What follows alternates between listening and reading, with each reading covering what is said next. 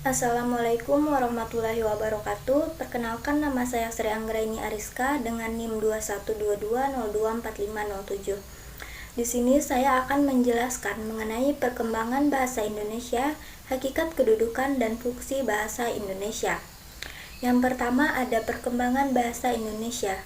Bahasa Indonesia berkembang sejak kelahirannya pada tanggal 28 Oktober tahun 1928 bersamaan dengan momen Sumpah Pemuda.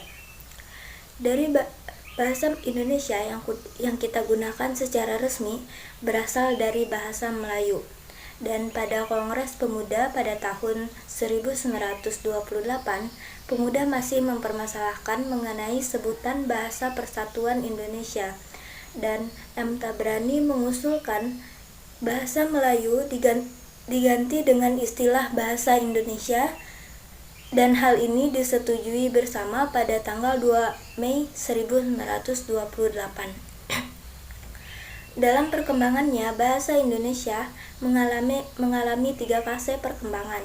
Yang pertama ada bahasa Indonesia sebagai bahasa persatuan. Yang kedua ada bahasa Indonesia sebagai bahasa resmi negara. Dan yang ketiga bahasa Indonesia sebagai bahasa internasional. Yang pertama, bahasa Indonesia sebagai bahasa persatuan. Hal ini diikrarkan dalam Sumpah Pemuda pada tanggal 28 Oktober tahun 1928 pada butir ketiga yang berbunyi, "Kami putra dan putri Indonesia menjunjung bahasa persatuan bahasa Indonesia."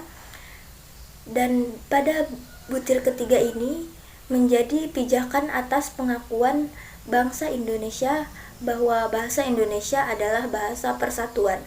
Artinya, bahasa Indonesia menyatukan diri dari berdasarkan penggunaan bahasa Indonesia yang baik dan benar. Yang kedua ada bahasa Indonesia sebagai bahasa resmi negara. Bahasa ini diawali dengan pembacaan teks proklamasi pada tanggal 17 Agustus tahun 1945 dan sehari setelahnya bahasa Indonesia ditetapkan sebagai bahasa resmi negara melalui pasal 36 Undang-Undang Dasar tahun 1945. Yang ketiga, bahasa Indonesia sebagai bahasa internasional. Bahasa ini ditandai dengan adanya Kongres 9 Bahasa Indonesia di Jakarta pada tanggal 28 Oktober sampai 1 November tahun 2008. Bahasa Indonesia sebagai bahasa internasional sekurangnya sudah terwujud dengan fakta 45 negara sudah mengajarkan bahasa Indonesia hingga tahun 2013 lalu.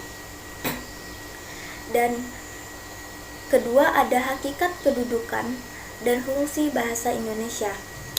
Kedudukan bahasa Indonesia memiliki 2 kedudukan. Yang pertama ada kedudukan bahasa Indonesia sebagai bahasa nasional, dan yang kedua bahasa Indonesia sebagai bahasa negara. Kedudukan bahasa Indonesia sebagai bahasa nasional dimiliki sejak diikrarkannya Sumpah Pemuda pada tanggal 28 Oktober tahun 1948.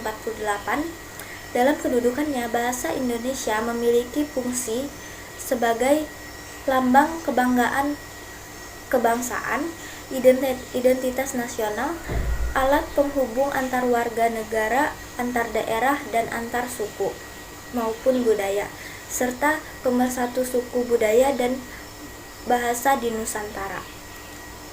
Yang kedua adalah kedudukan bahasa Indonesia sebagai bahasa negara. Dimiliki sejak diresmikannya Undang-Undang Dasar 1945 pada tanggal 18 Agustus tahun 1945 dan pada bab 15 pasal 36 Undang-Undang Dasar 1945 yang tercantum bahasa negara adalah bahasa Indonesia. Fungsi bahasa Indonesia sebagai bahasa resmi negara adalah sebagai bahasa pengantar pendidikan, alat penghubung tingkat nasional, dan alat pengembangan kebudayaan, ilmu pengetahuan, dan teknologi. Demikian video penjelasan dari saya. Wassalamualaikum warahmatullahi wabarakatuh.